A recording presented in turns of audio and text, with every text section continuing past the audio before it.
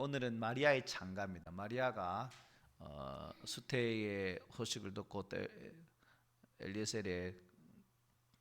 엘리사벳의 방문을 통해서 태중의 아이가 뛰어노는, 또 그에 하답해서 엘리사벳이 마리아를 칭송하고 찬양하는 그러한 내용에 이제 받아서 드리는 찬양의 말씀이라 하겠습니다.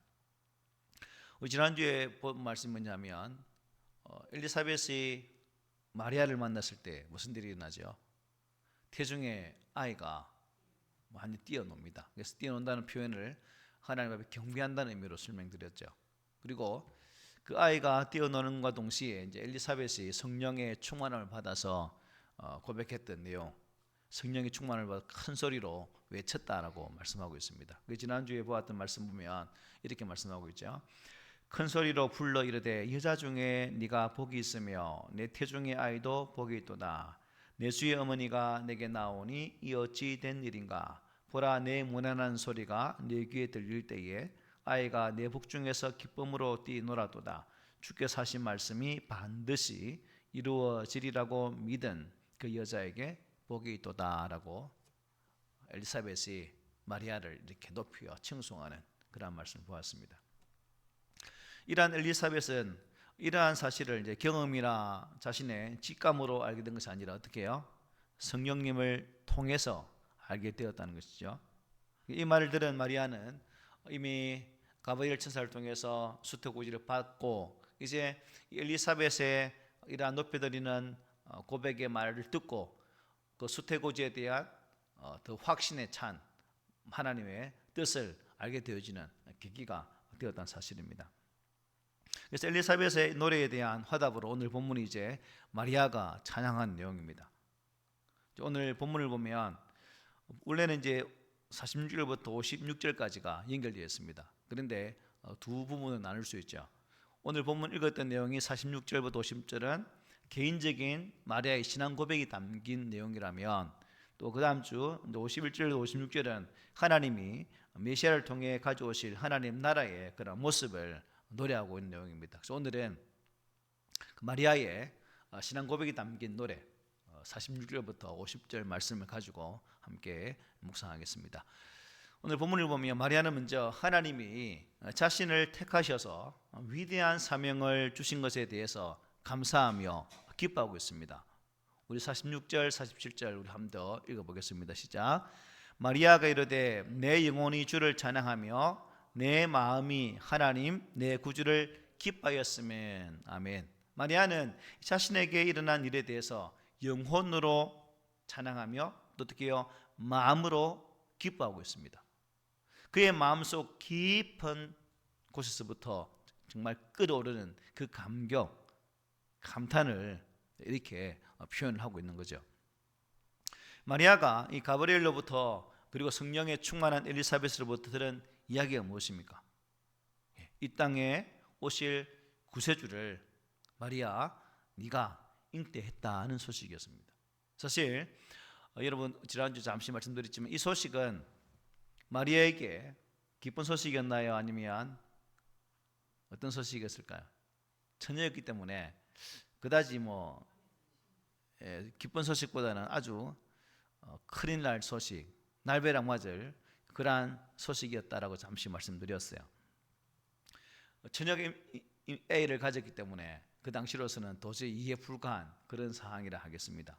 그래서 좀 두렵고 무서운 소식이지만 자칫 잘못하면 돌에 맞아 죽을 그러한 형편이지만, 그럼에도 불구하고 놀랍게도 마리아는 이 자신에게 일어난 그런 일에 대해서 어떻게 해요? 영혼으로 찬양하며 마음으로 기뻐하고 있습니다. 참 영혼으로 내 온 마음과 뜻을 다해서 찬양하고 있다는 사실이죠. 자, 그렇다면 여러분 어떻게 마리아가 영혼으로 마음으로 이렇게 찬양하고 기뻐할 수 있을까요? 왜 그럴까요? 그것은 하나님에 대한 바른 인식이랄까요? 하나님에 대해서 바르게 알았기 때문에 이런 찬양이 가능합니다. 49절 50절 보면 이렇게 말씀해요. 능하신 이가 큰 일을 내게 행하셨으니 그 이름이 거룩하시며 긍휼하심이 두려워하는 자에게 대대로 이르는도다라고 말씀하죠. 여기 보니까 능하신 이, 다른 말로 하면 어떤 말씀이 전능하신 하나님이라는 뜻입니다. 그래서 이 전능하신 하나님이란 아브라함에게 나타나셨던 그 하나님 이름을 의미해요. 아브라함이 몇 세 때? 99세 때 하나님이 나타나셔서 자신을 하나님 이렇게 소개합니다. 창세기 17장 1절이죠. 아브라함이 99세 때에 여호와께서 아브라함에게 나타나서 그에게 이르시되 나는 전능한 하나님이라 너는 내 앞에서 행하여 완전하라 말씀하셨어요. 아내 사라를 통해서 아이를 낳게 될 것을 약속하셨습니다. 이때 장막 뒤에 숨어 있다가 이 소식을 들은 사라는 어떻게 했을까요? 속으로 웃었습니다. 아이고, 내가 늙었는데 무슨 이 나이에 아기를 가진다고 이렇게 웃었겠죠. 하나님께서 그 소리를 들으셨죠. 그래서 여호와께서는 능하지 못한 일이 있겠느냐라고 창세기 18장 4절에서 말씀하셨어요. 그래서 기한이 이를 때에 사라가 아들을 낳을 것을 말씀으로 확정해 주게 됩니다. 앞서 가브리엘 천사가 마리아에게 메시아의 나심 수태고지를 알려줄 때에도 강조한 말씀이 바로 이 말씀이었죠. 누가복음 1장 37절이었죠. 대저 하나님의 모든 말씀은 능하지 못하심이 없다. 말씀은 반드시 이루어진다는 것이죠.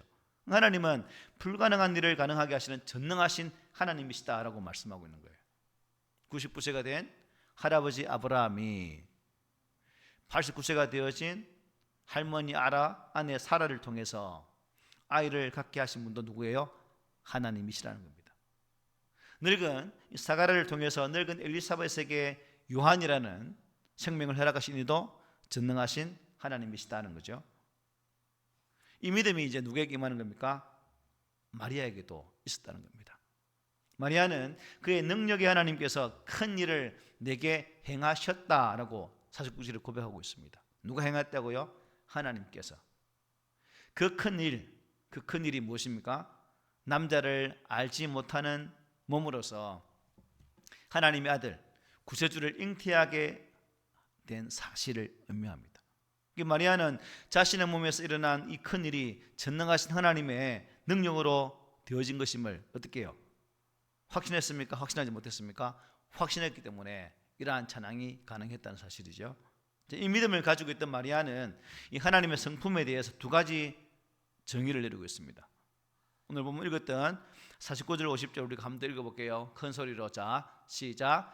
능하신 이가 큰 일을 내게 행하셨으니 그 이름이 거룩하시며 긍휼하심이 두려워하는 자에게 대대로 이르는도다. 아멘. 여기 보니까 하나님 어떤 분인가?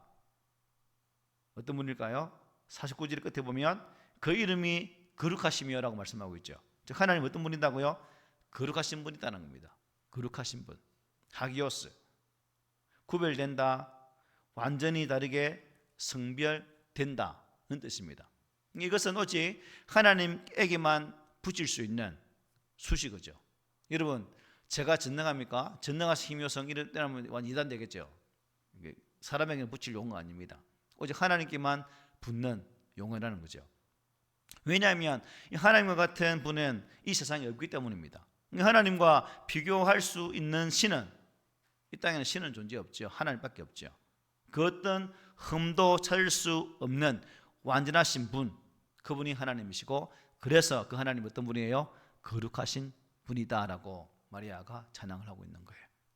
그리고 50절에는 긍휼하심이 두려워하는 자에게 대대로 이르게 하시는 분이다라고 말씀하고 있어요. 이제 거룩이 구별됨과 감히 근접할 수 없는 거리를 두는 그런 압박감을 주는 단어라면, 이 긍휼하심은 그 반대로 아주 가까이 밀접한 관계를 나타내는 말씀이라고 볼 수 있어요. 긍휼하심에 해당할 수 있는 이 우리가 자비, 히브리어 뭐였죠? 헤세드였죠. 헤세드. 그 헤세드는 진짜 뜻이 뭐냐면 포기하지 않는 사랑입니다. 포기하지 않는 사랑. 하나님이 우리를 포기했다면 이 자리에 앉아있지 못하겠죠. 특별히 또 호세아를 통해서 보면 고멜, 참 몸을 팔고 남자에게 온몸을 바치는 그 안에 고매를 향한 끊임없는 사랑. 도망가면 또 찾아오고 도망가면 또 찾아오고 남의 집에 가 있는 거 돈으로 지불하고 또 찾아오고. 고멜이 누구예요? 우리죠. 우리죠. 호세아는 하나님을 볼 수 있습니다. 이게 끊임없이 하나님에 대해서 배반하고 하나님에 대해서 영적 음행을 저지른 우리를 향해서 하나님 어떻게 해요? 포기하지 않고 끝까지 사랑하시는 그 사랑이 이 헤세드라는 사실입니다. 일방적인 사랑이죠. 하나님께서 이 아브라함을 선택하신 것도 헤세드고 이스라엘 백성을 선택한 것도 이 헤세드고 또 지금 이 마리아를 선택한 것도 바로 헤세드의 은혜라는 겁니다. 오늘로 적용하면 오늘 이 시대에 우리가 사랑받은 것도 하나님의 이 자비하심과 긍휼하심 은혜의 결과다라고 볼 수 있는 거죠. 그러므로 그 은혜가 너무나 크기 때문에 우리는 그 은혜를 받은 자로서 합당하게 하나님 이름을 경외하는 것이 당연하다는 거죠. 여러분, 오늘 내가 경험하는 하나님 어떤 분일까요? 여러분들 살아가면서 경험하시는 하나님 어떤 분이세요? 본문에 있는 것처럼 하나님께는 능히 하지 못함이 없느니라는 이 천사의 음성을 통해서 정말 전지전능하신 하나님이심을 믿는 우리 모두가 되었으면 합니다. 그리고 그분은 이 세상과는 구별되는 거룩한 분으로 그분을 경외하는 자리까지 온전히 나아가는 참된 예배자가 되시기를 소망합니다. 그리고 늘 우리 곁에 오셔서 헤세드, 긍휼하심으로 끝없는 사랑으로 함께 해주시는 그 하나님을 온전히 신뢰할 수 있는 그 믿음을 가지시기를 바랍니다. 아멘. 자, 이 마리아가 자신의 일어난 일에 대해서 영혼으로 찬양하며 마음으로 기뻐할 수 있었던 또 다른 이유가 있어요. 아까 보았던 48절을 함께 읽겠습니다. 시작. 그의 여종의 비천함을 돌보셨습니다. 보라, 이제 후로는 만세에 나를 복이 있다 일컬으리로다. 아멘. 자, 왜 기뻐하고 찬양합니까? 그의 여종의 비천함을 돌아보시는 하나님인 것을 알았기 때문에. 마리아가 자기가 누구인지를 아는 거죠. 자기가 누구인지를. 지지난 주일날 앞에 주일이죠. 자기 정체성, 그리스도인 정체성에 대해서 말했잖아요. 내가 누구인지, 예수 믿는 내가 누구인지 똑같은 거죠. 마리아는 여종의 비천함을 돌보셨다라고 고백해요. 비천함이 뭐예요? 그야말로 변변찮은, 볼품없는, 가치 없는 그런 의미입니다. 자신에 대해서 이렇게 고백하고 있는 거죠. 갈릴리의 나사렛이라는 아주 변돌이 촌동네에 살고 있는, 그야말로 누구도 주목하지 않았던 삶을 살고 있었던 마리아. 지금까지 어떤 사람도 자신을 주목해 보지 않았는데 누가요? 하나님께서 그녀를 주목하여 보시고 선택해 주셔서 하나님의 아들 예수 그리스도를 이 땅에 태어나게 하는 성모가 되게 하는 은혜를 받게 되었다는 사실입니다. 하나님께서 그 많은 사람들 가운데서 유독 마리아 자신을 주목하시고 하나님의 뜻을 이루시는 통로로 이 마리아를 사용하신다고 하니까 여러분 얼마나 감격했겠습니까? 그 감격이 이 찬양에 고스란히 묻어 나오는 거죠. 은혜 많은 사람에게는 이런 특징이 있습니다. 우리도 생활을 살아가다 보면 은혜가 문득문득 생각날 때 찬양하게 되잖아요. 그죠? 찬양하면서 하나님 감사하다는 고백을 드립니다. 우리 연세 드신 집사님들은 어떤 찬양해요? 찬송을 합니까? 생각할 게 많은가 보죠. 그래서 우리가 순간순간 문득문득 하나님의 은혜 앞에 찬양하며 마리아처럼 영혼을 다해서 마음을 다해 찬양하고 기뻐할 수 있는 그러한 우리가 되어야 될 줄 믿습니다. 그러니 여러분, 교만한 자는 이 하나님 은혜를 경험하기가 쉬울까요? 어려울까요? 어렵죠. 예수님은 마가복음 2장 17절에서 이렇게 말씀했어요. 건강한 자에게는 의사가 쓸데없고 병든 자에게라야 쓸데있느니라. 나는 의인을 부르러 온 것이 아니요 죄인을 부르러 왔노라 말씀하셨어요. 모든 인간이 다 죄인이지만 의인으로 착각하는 사람들이 의외로 많습니다. 그런 사람들은 예수님을 만날 수 없고 은혜도 받을 수가 없는 거예요. 오직 죄인인 것을 겸손히 고백하는 사람만이 은혜를 받을 수가 있다는 사실입니다. 마치 여러분 병든 사람이 건강한 줄로 착각하면 의사가 어떻게 해요? 필요 있습니까? 전혀 필요 없죠. 그와 같은 이치죠.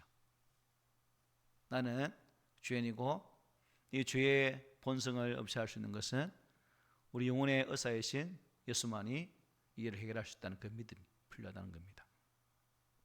사도 바울도 이 자신에게 임한 은혜가 너무나 크기 때문에 어떻게 고백했어요? 내가 죄인 중에 뭐다? 괴수다 라고 고백하기도 했습니다. 무식해도 약해도 우리가 천박해도 겸손하면 하나님이 기뻐하시고 은혜를 베푸시는 거예요. 겸손한 사람들을 통해서 하나님의 영광이 나타나기 때문이에요. 교만한 자들은 하나님 은혜를 의지하지도 않고 좋은 일이 생기면 어떻게 해요? 자기 공로를 이기고 하나님께 영광을 돌리지 않기 때문이에요. 바라기는 우리 모두가 하나님 앞에서 정말 겸손히 고개 숙이고 이 하나님 은혜를 사모할 수 있는 자리까지 나아가는 우리 모두가 되기를 소망합니다. 자, 그런데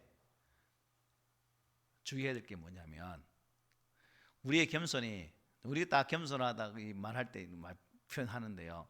우리의 겸손이 거절과 불순종의 이유가 될 때도 있다는 거예요. 지나치면 때로 우리는 이 겸손이라는 포장으로 참 부담감이라는 핑계로 하나님의 부르심에 불순종할 때가 의외로 참 많아요. 나는 부족합니다.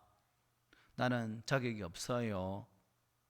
하는 것까지는 좋은데 결국 나는 못합니다 하면서 하나님의 부르심을 거절할 때가 있다는 사실이죠. 그것은 겸손을 가장한 불순종이라고 감히 말씀드리고 싶습니다. 믿음의 사람은 그렇게 하지 않는다는 거죠. 나는 부족하고 자격이 없지만 그럴지라도 하나님께서 말씀하시니까 그 말씀에 순종하겠습니다라는 이러한 자세, 이게 부르심에 대한 은혜에 대한 감격의 자세죠. 그러므로 오늘 오신 우리 모두가 이러한 믿음으로 온전히 반응하는 그런 성도들이 되시기를 축복합니다. 아멘. 자, 그럼 여러분, 왜 사람들은 이런 하나님의 부르심을 거절할까요? 왜 온나 했는데 안 해라고 거절할까요? 그것은 겸손보다는 뭘까요? 머리에 주판을 많이 굴리죠. 계산을 너무 많이 합니다. 이것도 따져보고 저것도 따져보고 이거 이렇게 하면 이렇게 되고 저렇게 하면 이렇게 될 것 같은데라는 계산. 무거운 짐을 지는 것이 싫고 어려운 일을 해야 하는 것이 부담스럽고 일상적인 편안한 삶을 포기하는 것이 너무나 아쉽다는 거죠. 그런데 사람들이 모르는 것이 있어요. 그것은 이 하나님의 부르심을 거절할 때 또한 자신에게 주어진 축복의 길을 발로 차버리게 된다는 겁니다. 이 부르심에는 은혜가 있거든요. 하나님의 부르심에는 반드시 예비하신 은혜가 존재하게 되어 있습니다. 그러므로 우리는 우리 삶을 통해 하나님의 부르심의 말씀을 받을 때 마리아처럼 순종할 수 있는 그런 믿음이 필요하다겠습니다. 그리고 그때가 여러분 가장 놀라운 축복의 기회죠. 이 마리아는 이것을 알은 거예요. 그것을. 그래서 이렇게 노래합니다. 우리 48절 한번 더 볼까요? 시작. 그의 여종의 비천함을 돌보셨습니다. 보라, 이제 오르는 만세의 날을 복이 있다 일컬이로다. 아멘. 이 전능하신 하나님이 자신을 불러 쓰신 후의 결과를 지금 예언하고 있는 거죠. 여기 우리가 주목해야 할 단어가 있죠. 이제 후로는 이런 단어입니다. 이전에는 비천한 존재였죠. 그러나 이제 후로는 만세에 뭐요? 복이 있다고 일컬음을 받는 영광스러운 존재가 된다라고 말해요. 이제 후로는. 실제로 마리아는 오고 오는 세대에 모든 사람들에게 가장 복 있는 이름이 되었죠. 지극히 평범했던 마리아가 예수 그리스도의 어머니 마리아로 불리게 되었던 겁니다. 가톨릭에서 이제 너무 신성화 시켜서 문제지만 그거는 빼고 어쨌든 예수 그리스도를 만나기 전과 우리는 또 만난 후에 우리가 어떻게 돼야 될까요? 바뀌게 되겠죠. 예수 만나기 전과 만난 후가 똑같다면 감히 우리가 나는 예수 믿는 사람이다라고 말할 수 있겠습니까? 예수님이 야고보와 요한을 부르시는 장면이 누가복음 5장에 있습니다. 세베대 아들로서 시몬의 동업자인 야고보와 요한도 놀랐습니다. 예수께서 시몬에게 이르시되 무서워하지 말라. 이제 후로는 내가 사람을 취하리라 하시니 그들이 배를 육지에 대고 모든 것을 버려두고 예수를 따르니라. 예수님 제자들은 처음에 뭐하는 사람이었어요? 고기를 낚는 어부였습니다. 이제 이 말씀을 받고 어부로서의 모든 도구들, 배와 그물을 버려두고 예수를 따른 이후에는 고기를 낚는 어부가 아니라 뭐요? 사람을 낚는 어부로 변하게 된다는 사실이죠. 그런 측면에서 우리가 내가 예수 믿은 이전과 이후 주님의 제자들이 변화되어진 것처럼 우리의 삶 또한 180도로 변화되어져야 내가 구원받은 자로서 주님 안에서 새 생명을 가지고 있는 자입니다라고 고백할 수 있는 거죠. 오늘 우리가 예수 안에서 변화되지 않는 삶을 살고 있다면 그것이 뭐다? 기적이다. 변화 안 되는 것이 기적이라는 거죠. 전에는 죽을 수밖에 없는 우리였잖아요. 죄의 종이었잖아요. 이제 후로는 뭐예요? 하나님 아들로서 신분이 변화되었습니다. 전에는 빛이란 존재였지만 이제로는 천국 시민이 되었고 장차 하나님 나라를 이어받을 상속자가 되었다는 이 사실이 우리가 예수 믿는 삶, 예수 믿은 이후에 변화되어진 우리의 영적 신분입니다. 그러므로 이 신분에 대한 바른 삶을 사는 것이 중요하다는 거죠. 말씀 뵙겠습니다. 맨날 말씀 좀 길지만 오늘 마리아가 성령 충만해서 쏟아내고 있는 이 찬송을 한번 보십시오. 바로 이게 뭡니까? 복음의 핵심이죠. 은혜의 핵심이 다 담겨 있습니다. 이 노래는 율법에 빠진 사람은 도저히 부를 수 없는 그러한 노래입니다. 오직 하나님의 은혜. 은혜 아니면 살아갈 수 없다는 그 아름다운 고백이 이 말씀 속에, 이 찬양 속에 다 담겨 있다는 겁니다. 나의 비천함을 돌보시고 내게 큰 일을 행하신 그 하나님의 은혜, 그 은혜를 깨닫는 마리아는 찬양할 수밖에 없었던 거죠. 우리도 이러한 찬양의 자리까지 나가야 됩니다. 그 공일에 풍성하신 하나님께서 당신의 능력과 약속을 지키시는 신실함으로 나를 구원하신 그 은혜 앞에 온전히 서서 구원의 주를 찬양하는 자리까지 나가는 그 믿음이 필요하다는 겁니다. 우리가 이 성령의 충만을 받고 이 복음의 은혜를 깨닫게 되면 여러분 반드시 이러한 찬송이 나오게 되어 있습니다. 로마서를 보면 율법의 행위에 사로잡히면 찬송이 아니라 뭐가 나옵니까?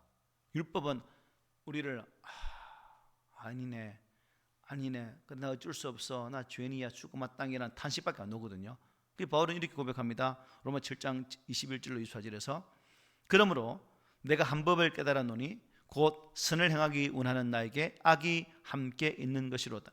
내 속사람으로는 하나님의 법을 즐거워하되 내 지체 속에서 한 다른 법이 내 마음의 법과 싸워 내 지체 속에 있는 죄의 법으로 나를 사로잡는 것을 보는도다. 우리 함께 24절 시작. 오라 나는 공고한 사람이로다. 이 사망의 몸에서 누가 나를 건져내랴. 구원받은 성도의 탄식이죠. 왜 탄식합니까?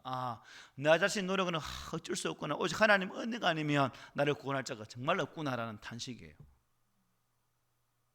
그리고 예수께서 행하신 이 복음을 붙들고 있으면 어떤 고백이 나올까요? 이건 탄식이 아니라 찬양이 나올 수밖에 없죠. 로마서 8장 1절 4절 다 함께 읽읍시다. 시작. 그러므로 이제 그리스도 예수 안에 있는 자에게는 결코 존재함이 없나니 이는 그리스도 예수 안에 있는 생명의 성령의 법이 죄와 사망의 법에서 너를 해방하였음이라. 율법이 육신으로 말미암아 연약하여 할 수 없는 그것을 하나님은 하시나니 곧 죄로 말미암아 자기 아들을 죄 있는 육신의 모양으로 보내어 육신의 죄를 정하사 육신을 따르지 않고 그 영을 따라 행하는 우리에게 율법의 요구가 이루어지게 하려 하심이니라.